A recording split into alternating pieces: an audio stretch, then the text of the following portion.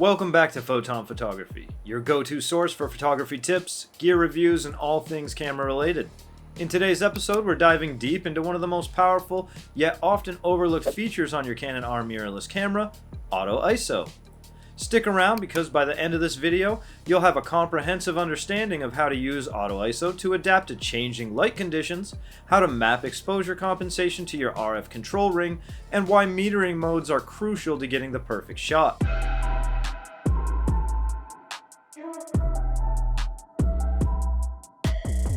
Auto ISO is a lifesaver when you're shooting in conditions where lighting can change rapidly. Whether you're outdoors and the sun keeps ducking behind the clouds, or you're moving between different indoor environments, Auto ISO allows your camera to automatically adjust the ISO sensitivity to maintain a proper exposure.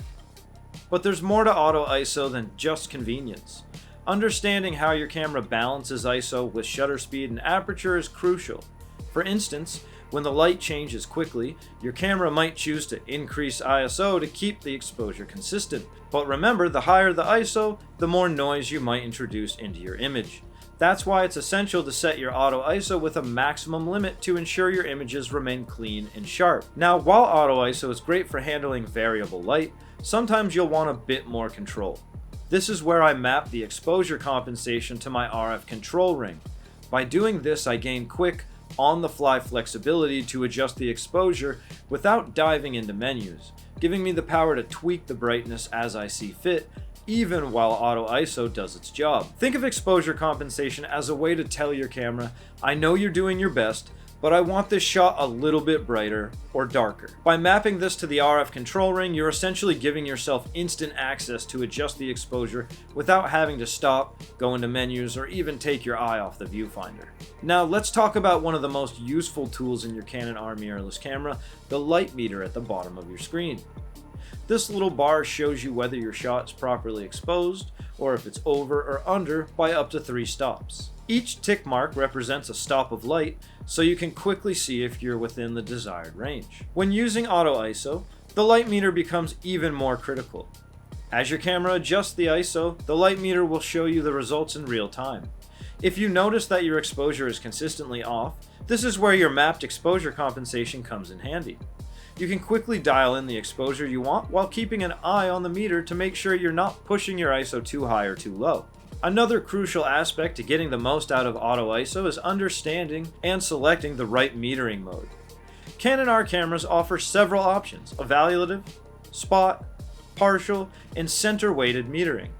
Each mode reads the light differently, affecting how your camera sets the ISO. For instance, evaluative metering is great for general use as it considers the entire scene, while spot metering is perfect for when you want to expose for a specific area. Choosing the right metering mode can make or break your shot, especially in tricky lighting conditions.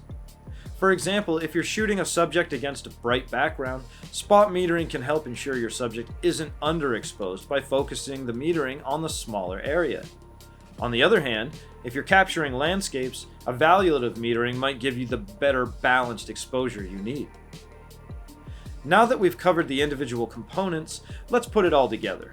By mastering Auto ISO, mapping exposure compensation to the RF control ring, choosing the right metering mode, and keeping an eye on the light meter, you can ensure your images are perfectly exposed, no matter how challenging the lighting conditions.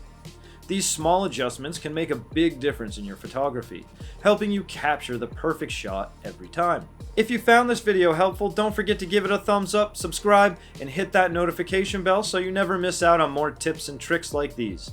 And if you have any questions or suggestions for future videos, drop them in the comments below.